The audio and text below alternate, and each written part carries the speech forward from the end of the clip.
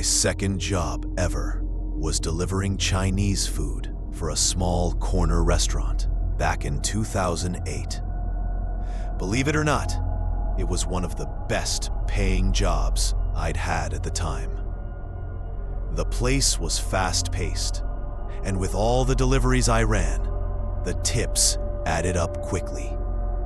It was a Thursday night, about 30 minutes before closing, when my boss, who was always a no-nonsense kind of guy, handed me one last order. He told me to make it quick.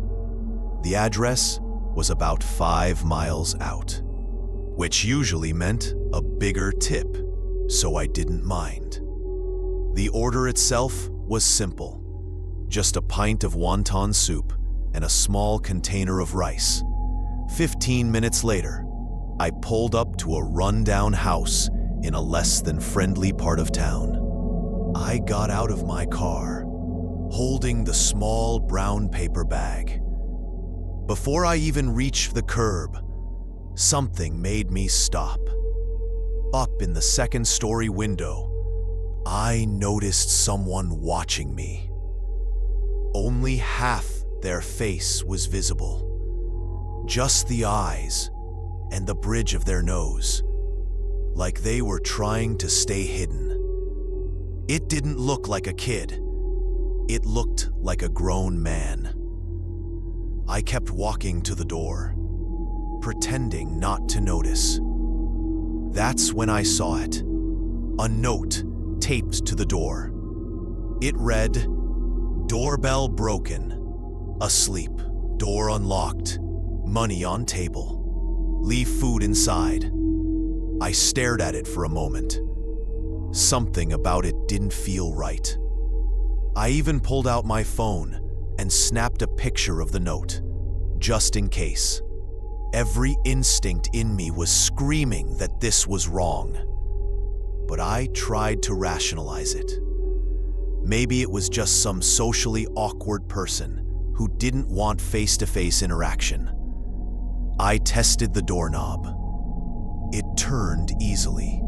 The door was unlocked. The house inside was pitch black.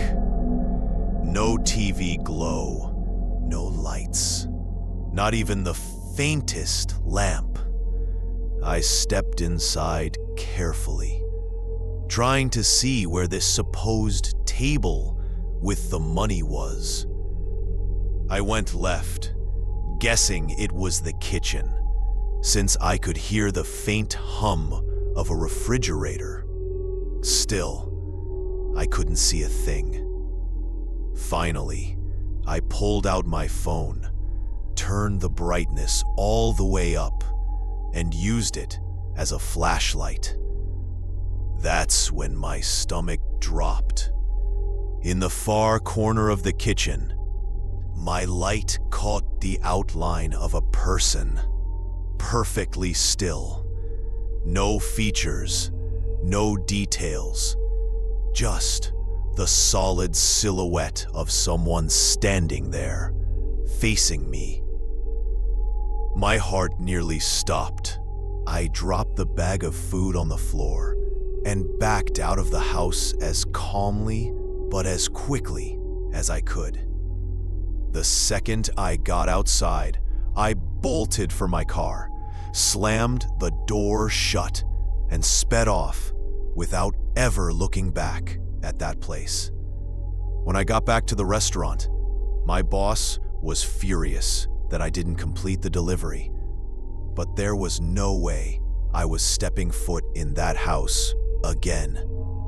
That night, I couldn't sleep. All I kept thinking about was one chilling question. What would have happened if I'd gone deeper into that house, closer to that table?